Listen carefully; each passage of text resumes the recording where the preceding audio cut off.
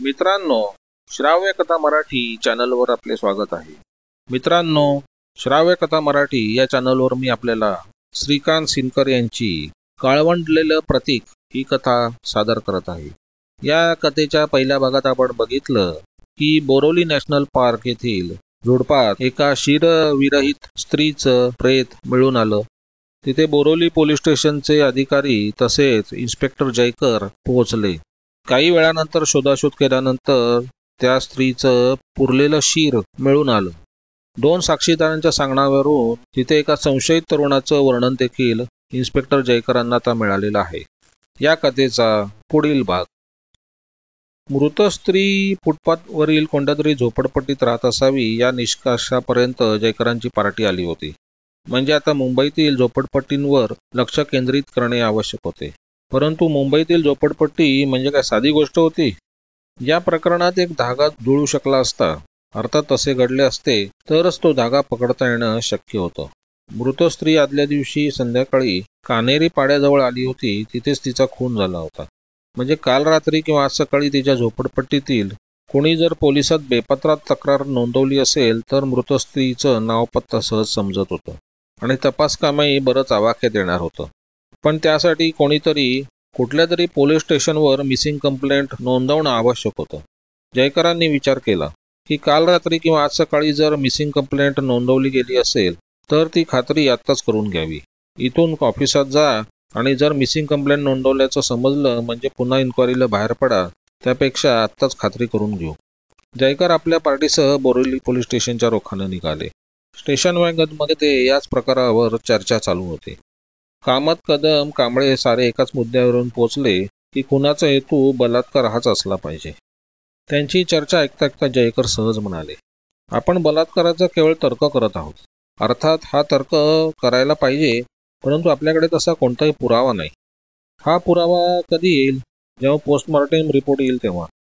आणि समजा पोस्टमॉर्टेम रिपोर्टमध्ये जर बलात्काराचा उल्लेख नसेल तर मग आपण कोणता निष्कर्ष काढणार आहोत? सारेच शांत झाले. तसे जयकर पुढे म्हणाले, आणि हे पहा, ती बाई त्याच्याबरोबर स्वतःहून चालत आलेली आहे. तसा रघु आपल्याकडे विटनेस आहे. तेव्हा बलात्काराचा प्रश्न कुठे उपस्थित होतो? फार तर दोघांच्या संमतीने शरीर संबंध घडून आला असेल. किंवा आपण क्षणभर तसंही समजून जाऊ की त्या तरुणानं बाईला काहीतरी थाप मारून तिला झाडीत नेलं असेल आणि नंतर बलात्कार केलाही असेल. पण मला एक सांगा, जयकर स्वच्छपणे पुढे म्हणाले, शरीर संबंध तेही स्वेच्छेने घेतल्यानंतर किंवा जबरदस्तीने बलात्कार केल्यानंतर काय खून करायलाच पाहिजे? आणि तोही अमानुष खून, शीर कापून पुरून ठेवण्याइतपत प्रकार. त्यानं येताना चॉपर आणला आहे म्हणजे खुनाचा त्याचा विचार पूर्वनियोजित नव्हता का? या गोष्टीचा पण विचार करायला पाहिजे. जयकरांचं म्हणणं सर्वांनाच पटलं. सारे गप्प बसले. CIDची गाडी बोरोली पोलीस स्टेशनमध्ये येऊन थांबली. जयकर त्यांच्या सहकाऱ्यांसह पालेकरांच्या खोलीत येऊन बसले. पालेकरांनी सर्वांसाठी चहा वगैरे मागवला. जयकरांनी फोन उचलून मिसिंग पर्सन ब्युरोला संपर्क साधला आणि झोपडपट्टीत राहणारी कोणी बाई बेपत्ता झाल्याची कंप्लेंट आली आहे का याची चौकशी केली. परंतु अद्याप अशा कोणत्याही प्रकारची तक्रार मुंबईतील पोलीस स्टेशनवर नोंदवली गेली नसल्याचं जयकरांना समजलं. जयकरांनी फोन बंद केला आणि पोलीस कंट्रोल रूमला फोन केला. झोपडपट्टीत राहणारी एखादी बाई बेपत्ता झाल्याची बातमी असल्यास ताबडतोब कळवावे असे कंट्रोल रूमला कळवून जयकरांनी फोन बंद केला. एव्हाना संध्याकाळचे 4 वाजले होते. जयकर आवश्यक ती खबरदारी घेत होते आणि अशी खबरदारी घेणे जरुरीचे होते. झोपडपट्टीत राहणारी कोणी स्त्री बेपत्ता झाल्याची तक्रार जर मुंबईतील कोणत्याही पोलीस स्टेशनवर नोंदवली गेली असती तर जयकरांच्या तपासाचे एक चक्र जोरात धावू लागले असते. पण असे घडणार होते का? तसं घडलंच असतं तर ते जयकरांचं मोठं भाग्य ठरणार होतं. पण असं घडणार नव्हतं. बोरिवली हेडलेस बॉडी मर्डर केसचा हा पूर्वार्ध तात्पुरता संपतो आहे आणि याच प्रकरणाची आता उत्तरार्ध सुरू होत आहे. गुरुवारचा दिवस उजाडला. सकाळचे 11 वाजले होते. जयकर आपल्या ऑफिसात बसून काहीतरी कागदपत्र पाहत होते. सकाळी ऑफिसात आल्यापासून ते काहीसे अस्वस्थ होते. त्या दुर्दैवी मृत स्त्रीबद्दल अजूनही काही बेपत्ता झाल्याची तक्रार नोंदवण्यात आली नव्हती. ती गरीब होती, फुटपाथवर राहणारी होती, म्हणून तिच्याबद्दल कोणी तक्रार नोंदवायला पोलीस स्टेशनवर जाण्यास घाबरत असेल का? पण त्याला इलाज नव्हता. वास्तविक रस्त्यावरच्या भिकाऱ्यांच्याही तक्रारी पोलिसांनी पूर्वी नोंदवून घेतल्या होत्या. जयकरांना हळूहळू असे वाटू लागले की कदाचित ती स्त्री मुंबई शहराबाहेरची असावी आणि म्हणूनच मुंबईत तिच्याबद्दल कुठे तक्रार नोंदवली गेली नसावी. जयकरांनी कामत आणि कदम या आपल्या 2 अधिकाऱ्यांच्या हाताखाली शिपायांच्या 2 तुकड्या दिल्या. या दोन्ही तुकड्यांनी मुंबईतील काही भाग वाटून घ्यायचा आणि त्या भागातील झोपडपट्ट्यांना भेट देऊन कुठे एखादी बाई बेपत्ता आहे का हे तपासायचं असं ठरवण्यात आलं. जयकरांच्या या योजनेप्रमाणे कामत आणि कदम आपली तुकडी घेऊन ऑफिसातून बाहेर पडले होते. एवढी व्यवस्था करून जयकर थांबले नाही. त्यांनी सर्व पोलीस स्टेशनला त्यांच्या विभागातील झोपडपट्ट्या तपासण्यास वायरलेसवरून कळवले होते. यानंतर जयकर वाट पाहत होते ते फिंगरप्रिंट ब्युरो आणि पोस्टमॉर्टम रिपोर्टची. हाच रिपोर्ट आणण्यासाठी हवालदार कांबळे जे हॉस्पिटलमध्ये गेले होते. जयकर कागदपत्र पाहण्यात मग्न असताना हवालदार कांबळे आले. आता 11:15 वाजले होते. रामराम साहेब. जयकरांनी मान वर केली आणि प्रश्नार्थक मुद्रेने कांबळेंकडे बघितले. साहेब, PM रिपोर्ट संध्याकाळी पाठवणार आहेत म्हणतायत. ठीक आहे, मग आता तुम्ही काय करताय? साहेब, मी पण आता झोपडपट्टीतून फिरतो, बघतो काय मिळतंय का. जयकर काही बोलण्यात इतक्यात एक शिपाई आत आला. साहेब, फोन आहे साकीनाका पोलीस स्टेशनचा. मर्डरचा मेसेज आहे साहेब. बाहेर निघालेले कांबळे हवालदार जागीच थांबले. जयकरांनी एका क्षणात रिसिव्हर उचलला. Hello, Jaykar here. Good morning sir. मी साकीनाका पोलीस स्टेशनचा डिटेक्शन ऑफिसर वागळे बोलतोय. बोला. सर, इथे विहार लेक जवळ जंगलात डेड बॉडी सापडली आहे. आमचे इन्स्पेक्टर साहेब तिथे गेले आहेत. मी पण तिथे जातोय. साहेबांनी तुम्हाला कळवायला सांगितलंय. नेमकं काय झालंय? जयकरांनी विचारलं आणि ते फोनवरचे बोलणं ऐकू लागले. ऐकता ऐकता त्यांचा चेहरा गंभीर होत होता. त्यांचे विचारचक्र सुरू झाले. ठीक आहे, तुम्ही पुढे व्हा, मी येतोच आहे मागून, जयकर म्हणाले आणि फोन बंद केला. साहेब, काय? कांबळे हवालदार, मर्डर झालाय. कोणीतरी एक माणूस विहार लेक जवळील जंगलात सापडलाय. स्टॅप केलाय त्याला. साकीनाका पोलीस स्टेशनचे पोलीस तिथे गेलेत. मग निघायचं म्हणता?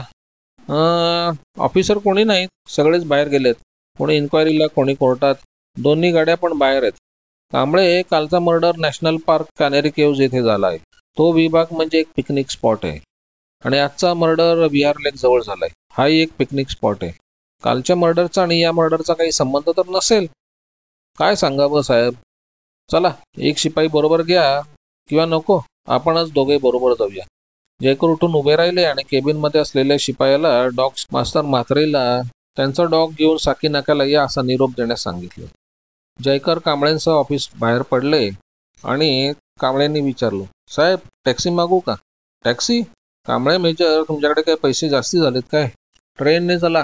VT आपण कुर्ल्याला जाऊ, तिथून रिक्षा पकडून विहार लेकला. टॅक्सीला 40-50 रुपये का खर्च करायचे? शिवाय आपण ट्रेनने लवकर पोहोचू. जयकर आणि कांबळे VT स्टेशनच्या रोखाने चालत चालत निघाले. जयकरांना चालण्याचा सराव फार कमी होता. प्रत्येक ठिकाणी ते गाडी घेऊन जायचे. जयकर आजूबाजूला पाहत सावकाश चालले होते.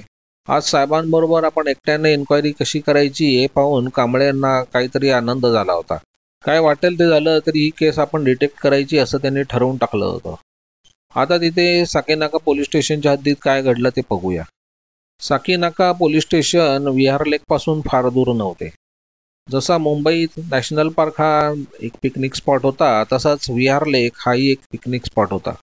साहजिकच इथेही शनिवार, रविवारी आणि सुट्टीच्या दिवशी लोक सहलीला यायचे. या विहार लेक जवळ तुलसी लेक नावाचा आणखी एक पिकनिक स्पॉट होता. हा परिसर अत्यंत नयनरम्य असा होता. इथे वस्ती अजिबात नव्हती, नाही म्हणायला 2-3 कारखाने मात्र इथे होते. शिवाय पोलीस स्टेशन जवळच एक इंडस्ट्रियल इस्टेट पण होती. विहार आणि तुलसी या दोन्ही तलावांसमोर बरीच मोठी रिकामी जागा होती. या जागेवर कोणत्याही प्रकारचे बांधकाम झाले नव्हते आणि म्हणूनच या मोकळ्या जागेवर बरीचशी झाडेझुडपी निर्माण झाली होती. अगदी क्वचित कुणी या झाडी जात होता. या झाडीच्या कोपऱ्यावर एक कंपनी उभी होती. विंको इलेक्ट्रॉनिक्स असे त्या कंपनीचे नाव होते. या कंपनीभोवती एक तारेचे कुंपण होते.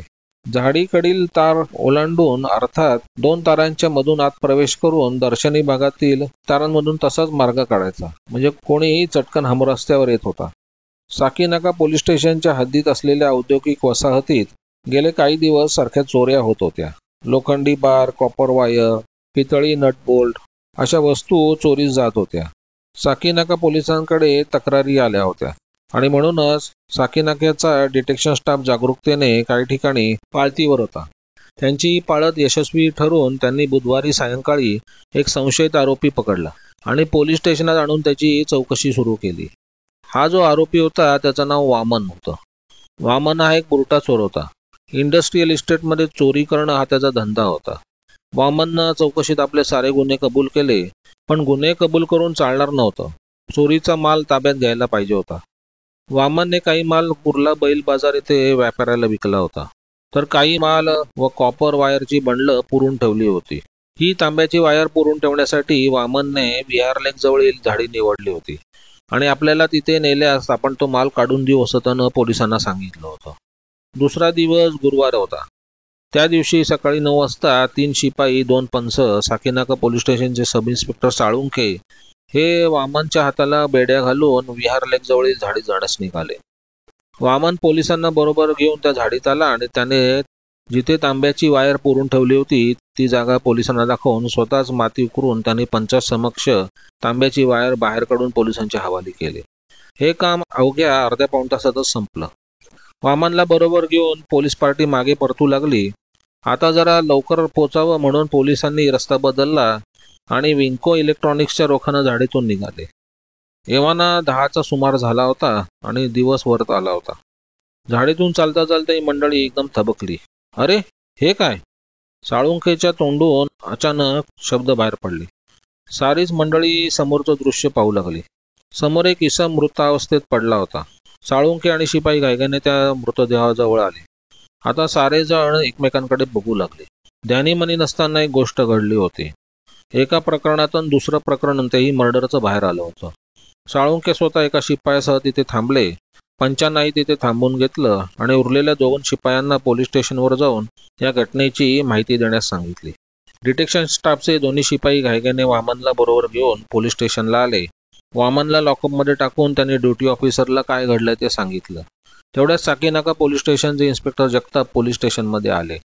ड्युटी ऑफिसरने त्यांना झाडीत मृतदेह सापडल्याचे सांगितले. तसे जगताप घटनास्थळी जाण्यास निघाले. ड्युटी ऑफिसरलाही त्यांनी तयार राहण्यास सांगितले. डिटेक्शन ऑफिसर वागळे अजून आले नव्हते. जगताप आपल्या सहकाऱ्यांसह जेव्हा पोलीस स्टेशनमधून बाहेर पडत होते तेव्हा वागळे त्यांच्या स्कूटरवरून आत शिरत होते.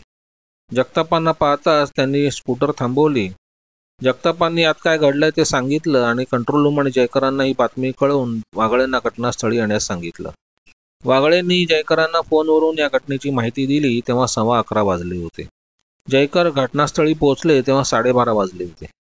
ते आणि कांबळे जेव्हा विटीला आले तेव्हा त्यांना कल्याणला जाणारी फास्ट ट्रेन मिळाली होती आणि ते 15-20 मिनिटातच कुर्ल्याला पोहोचले होते. कुर्ल्याहून रिक्षा पकडून ते साकीनाका पोलीस स्टेशनवर आले. तिथून एक शिपाई जागा दाखवण्यासाठी बरोबर घेऊन ते घटनास्थळी येऊन पोहोचले होते. तिथे साकीनाका पोलीस चौकशी करत होते. जयकर, कांबळे मृतदेहापाशी येऊन उभे राहिले. इन्स्पेक्टर जगतापांकडून त्यांनी पुन्हा सर्व हकीकत नीटपणे ऐकली. हे ऐकणं चालू असताना ते मृतदेहाकडे बघत होते. तो इसम साधारणपणे 40शीतला दिसत होता. वर्णानं तो एकदम काळा होता. त्याचे केस भरपूर वाढले होते. त्याच्या मृतदेहापाशी जुन्या रबरी स्लीपर्स पडल्या होत्या. त्याच्या अंगात काळी फुलपॅन्ट होती. निळ्या पांढऱ्या चौकडीचा फुलशर्ट होता. दोन्ही कपडे जुने होते. या कपड्यांवर लॉन्ड्री मार्क नव्हता. मृतदेहाच्या पोटावर चाकूचे वार करण्यात आले होते. अन्य कुठेही जखमा नव्हत्या. मृतदेहाजवळ साकीनाका पोलिसांनी एक कागद ठेवला होता. तो कागद उडून जाऊ नये म्हणून 4ही बाजूने दगड ठेवण्यात आले होते. त्या पसरलेल्या कागदावर 1, 2, 5, 10 रुपयाच्या नोटा आणि काही सुटी नाणी होती. ही 30 रुपये 40 पैशाची रक्कम होती. त्याचप्रमाणे जुने मनगटी घड्याळ, वेडीची बंडल, काडीपेटी, एक मळका रंगीत रुमाल होता. हा मृत इसम आंध्र प्रदेश, कर्नाटक, तामिळनाडू यातला कुठला तरी असावा असा तर्क करण्यात येत होता. हे काय आहे? जमिनीवरच्या कागदाकडे बोट दाखवत जयकरांनी विचारले. साहेब, ही मैताची प्रॉपर्टी आहे. पंचनामा केलाय. जयकरांनी हुंकार भरला आणि ते विचार करू लागले. मैताची प्रॉपर्टी? मग या मर्डरचा हेतू काय असावा? रॉबरी म्हणावी तर प्रॉपर्टी जागेवर आहे. पैसे घड्याळाला पण हात लावलेला नाही. मग काय हेतू असला पाहिजे? जयकर काहीच तर्क करू शकत नव्हते. तुम्हाला इथे काही सापडलंय का? होय साहेब, आम्हाला एक चाकू आणि मळका कपडा सापडलाय. कपड्यावर रक्ताचा डाग आहे. आम्ही डॉग स्क्वॉडला फोन केलाय. एवढ्यात कुत्रा येईलच. जगताप एवढं बोलताना बोलतात तेवढ्यात डॉग स्क्वॉडची जीप तिथे येऊन पोहोचली. रस्त्यावर थांबलेल्या त्या जीपमधून डॉग मास्तर म्हात्रे किंगला बरोबर घेऊन उतरले आणि जयकरांजवळ आले. कुठे आहे चाकू? या दाखवतो. साकीनाका पोलिसांना जिथे चाकू मिळाला होता तिथे 2 शिपाई उभे होते. तिथेच एक गुरखा पण उभा होता. हा गुरखा विंके इलेक्ट्रॉनिक्स कंपनीत नोकरी करत होता. जयकरांनी चाकू पाहताच म्हात्रेंना किंगला वास देण्यास सांगितले. त्याप्रमाणे किंगने वास हुंकताच तो एकदम ताट झाला आणि वासाचा माग काढत तो विंके इलेक्ट्रॉनिक्स कंपनीच्या तारेच्या कंपाऊंडपर्यंत आला. या कंपाऊंडपाशी किंग थोडा वेळ घुटमळला आणि पुन्हा माघारी फिरून तो झाडीतून मार्ग काढत रस्त्याच्या दिशेने निघाला. म्हात्रेंबरोबर साकीनाका पोलीस स्टेशनचे 2 शिपाई होते. किंगचे काम संपल्यानंतर फिंगरप्रिंटच्या अधिकाऱ्यांनी चाकूवर काही ठसे सापडतात का ते बघण्यास सुरुवात केली. तो कपडा कुठे आहे? जयकरांनी जगतापांना विचारले. जिथे चाकू सापडला होता तिथून काही अंतरावर चाकूवरचे रक्त पुसून टाकण्याचा तो कपडा पडला होता. कुत्रा येईपर्यंत त्या कपड्याला हात लावायचा नाही असं ठरवून जगतापांनी तो कपडा तसाच ठेवून दिला होता. जयकरांनी खाली वाकून तो कपडा उचलला. जगताप त्यांच्याकडे पाहतच राहिले. जयकर आता गंभीर झाले होते. त्यांनी तो कपडा पसरून नीट पाहिलं. कपड्याला रक्त पुसले होते ते तर दिसतच होते. ते डाग त्या कपड्यांवर होतेच. शिवाय लाल तपकिरी काळ्या रंगाचे डागही त्या कपड्यावर होते. ते डाग पाहून जयकरांचा श्वास जड झाला. त्यांच्या कपाळाला आठ्या पडल्या. जयकरांची ही अवस्था अशी का व्हावी याला एक महत्त्वाचे कारण होते. आदल्या दिवशी कानेरी पाड्यातील जंगलात हेडलेस बॉडीची चौकशी करत असताना त्यांना असाच एक कपडा सापडला होता. त्याही कपड्यावर असेच डाग होते. त्या कपड्याचा पुन्हा पुन्हा वास घेतल्यानंतर त्यांना गोपी आणि रघुचे बोलणे आठवले. हे दोघे म्हणाले होते त्या पिशवीत थोडं सामान होतं. नेमका याच वेळी जयकरांना एक महत्त्वाचा क्लू मिळाला होता. आता इथे तोच क्लू अधिक प्रकाशमान झाला होता. आदल्या दिवशी त्यांनी ज्या कपड्याचा तो वास घेतला होता तोच वास जयकर यांना पुढे इथे येत होता. जयकरांची पक्की खात्री पटली की जो कालच्या खुनाशी संबंधित आहे तोच याच खुनाशी संबंधित असला पाहिजे. तिथे जो विंको इलेक्ट्रॉनिक्स कंपनीचा गुरखा उभा होता त्याच्याकडे लक्ष जाताच जयकरांनी विचारले, हा कोण? साहेब, हा विटनेस आहे. त्याने काल एका सस्पेक्टला बघितलंय म्हणतो. क्या नाम है तुम्हारा? जयकरांनी गुरख्याला विचारले. अमर बहादुर साहब. कल क्या हुआ? तुमने क्या देखा कल? या अमर बहादूर गुरख्याने जयकरांना जी माहिती सांगितली ती अशी होती. आदल्या दिवशी बुधवारी दुपारी 2च्या सुमारास एक तरुण इथल्या झाडीतून दबकत रस्त्यावर आला होता. कंपनीच्या तारेच्या कंपाऊंडमधून आत शिरून तो जवळच्या रस्त्यावर जाऊ पाहत होता. त्याच हेतूने तो 2 तारांमधून एक पाय आत टाकून खाली वाकून आतमध्ये प्रवेश करण्याचा प्रयत्न करत होता. पण तेवढ्यात पाऱ्यावर असलेल्या अमर बहादूरने त्यांना बघितले आणि ए क्या करताय असं म्हणून अमर त्याच्याकडे धावला होता. त्यावेळी तो तरुण 2 तारांच्या मध्ये अर्धा आडवा झाला होता. अमर अचानक असे आल्याचे पाहून तो तरुण घाबरला आणि घाईघाईने बाहेर पडण्याचा प्रयत्न करू लागला. त्या गडबडीत त्याचा शर्ट वरच्या तारेला अडकला आणि पाय थोडासा खरचटला. शर्ट अडकल्यामुळे तो तरुण अडचणीत सापडला होता. अमरला त्याची दया आली. त्याने त्या तरुणाचा अडकलेला शर्ट सोडवला. तसा तो तरुण मोकळा झाला. पण त्याच वेळी त्याच्या डाव्या हाताचे बोट काटेरी तारेला लागून बोटातून रक्ताची धार वाहू लागली. रक्त तारेवरही ओघळलं होतं. त्या तरुणानं चटकन आपले बोट तोंडात दाबून धरलं. किधर जाता है? रास्ते पर. तो उधर से जाओ. अमरनं त्याला बाहेर जाण्याचा रस्ता दाखवला. त्या तरुणानं तोंडातील बोट बाहेर काढून हातातल्या पिशवीला बोट पुसले आणि पुन्हा बोट तोंडात दाबून तो तिथून निघून गेला होता. जयकर एक एक धागा जुळवत होते. आदल्या दिवशी देखील गोपी आणि रघु यांनी बघितलेला त्या तरुणाजवळ एक मळकट पिशवी होती आणि अमरने ही पिशवी बघितली होती. जयकरांनी अधीरतेने त्या तरुणाचे वर्णन विचारले. आश्चर्याची गोष्ट अशी होती की रघुने आणि गोपीने जे वर्णन केले होते तेच वर्णन आता जयकरांपुढे अमर करत होता. जयकरांनी चटकन विचारले, त्याच्या अंगात कपडे कसले होते? अमर आता काहीसा विचार करू लागला. तो म्हणाला, निळ्या रंगाची पॅन्ट आणि हिरवा बुशर्ट. तोच तो, जयकर मोठ्याने म्हणाले. नंतर ते एकदम गंभीर झाले. त्यांची अवस्था काहीशी गोंधळल्यासारखी झाली. ते एकदम बेचैन झाले. नंतर ते स्वतःला सावरत म्हणाले, जगताप साहेब, तुम्ही जीप आणली आहे? हो साहेब. वायरलेस आहे का? हो साहेब. चला, संबंध पोलीस फोर्सला सावध केले पाहिजे. आज आणखी एखादा खून झाला असेल किंवा होणार असेल. कालच्या आणि आजच्या दोन्ही केसमधला आरोपी एकच आहे. कांबळे मेजर. जी साहेब. मी जे सांगतो ते नीट ऐका. आपला आरोपी बूट पॉलिशवाला आहे.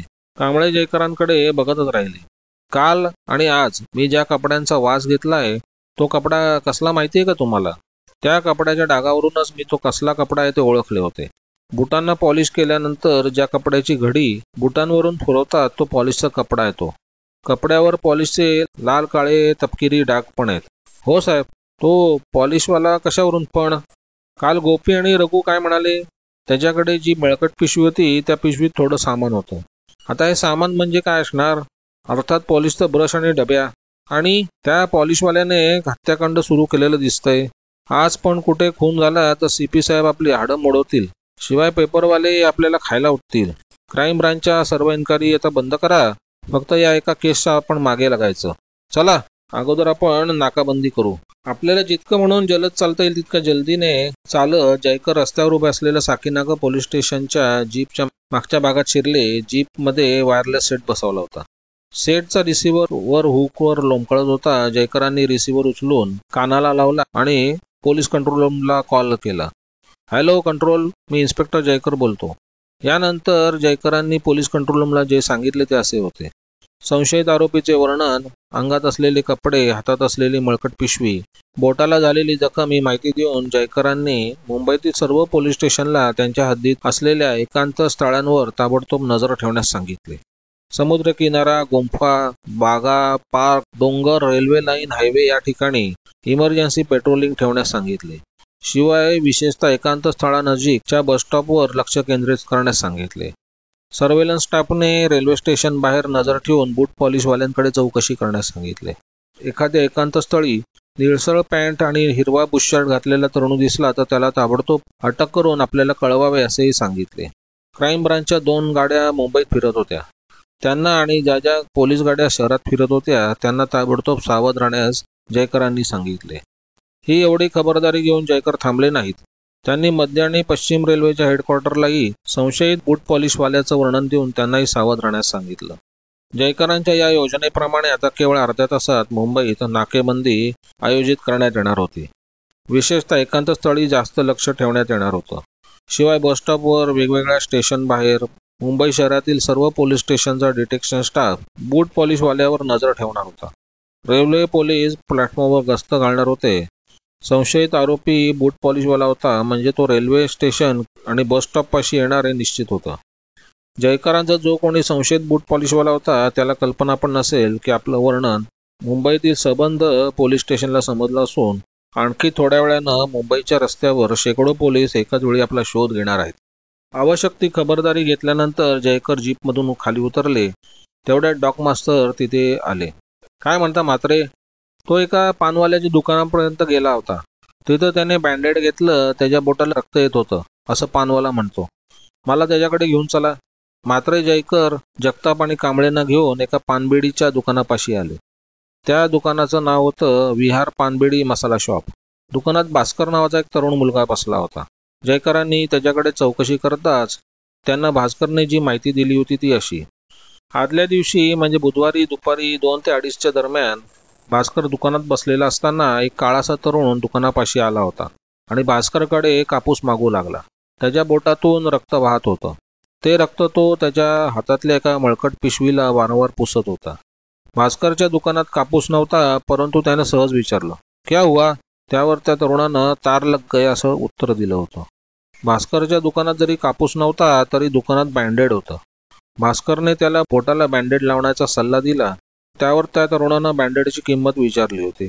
भास्करनं दुकानातल्या फळीवर बँडेड ठेवून 35 पैशांची मागणी केली होती. त्या तरुणाला बँडेड म्हणजे काय ते माहिती नव्हतं. तो भास्करकडे प्रश्नार्थक मुद्रेने पाहू लागला. भास्कर काय समजायचं ते समजलं आणि त्याने स्वतःच त्या तरुणाच्या डाव्या बोटाला बँडेड घट्ट चिटकवले. त्यानंतर तो तरुण अंधेरी कुर्ला रोडच्या दिशेने निघून गेला होता. तुला जर तो तरुण दाखवला तर तू ओळखशील? हो साहेब. जयकर समजून चुकले की विंको इलेक्ट्रॉनिक्स कंपनीच्या कंपाऊंडची तार लागल्यानंतर तो तरुण कापूस कपडा वगैरे शोधण्यासाठी इथे आला असला पाहिजे. त्याच्या अंगावर कपडे कसले होते? साहेब, निळी पॅन्ट, हिरवा शर्ट. ठीक आहे, जगताप यांचं स्टेटमेंट नंतर घ्या. जयकर पुन्हा घटनास्थळी आले आणि विंको कंपनीच्या तारेच्या कंपाऊंडजवळ येऊन उभे राहिले. त्यांच्याबरोबर अमर होताच. जयकरांनी तारेचे ते कंपाऊंड पाहून अमरला विचारले, कोणत्या तारेतून तो आत शिरत होता? कोणत्या तारेमुळे त्याला लागलं? अमरने कोण्यानेच ती तार जयकरांना दाखवली आणि ज्या तारेत तो संशयित तरुण अडकला होता, जयकरांनी ती तार अत्यंत काळजीपूर्वक बघितली. त्या तारेच्या एका काट्यावर सुकलेल्या रक्ताचे डाग होते. जयकरांना समाधान वाटले. ते चटकन इन्स्पेक्टर जगतापांना म्हणाले, ही जी तार आहे ती 1 फूट कापा. रक्ताचा डाग मधोमध येऊ द्या. तार कापताना फोटो काढा. फोटोत मागे कंपनी दिसेल अशी खबरदारी घ्या. पंचनामा करा. या तारेवर आरोपीचं रक्त आहे. ही तार फॉरेन्सिक रिसर्च लॅबोरेटरीत पाठवायची आहे. आरोपी विरुद्ध आणखी एक पुरावा जमा होईल. समजलं ना? हो साहेब. घटनास्थळी हर्ष व्हॅन येऊन थांबली होती. या पोलीस जबाबदारीतून तो मृतदेह जे हॉस्पिटलला पाठवण्यात आला. अर्थातच पोलीस तपासाचा एक भाग म्हणून त्या मृतदेहाच्या हाताचे ठसे घेण्यात आले होतेच.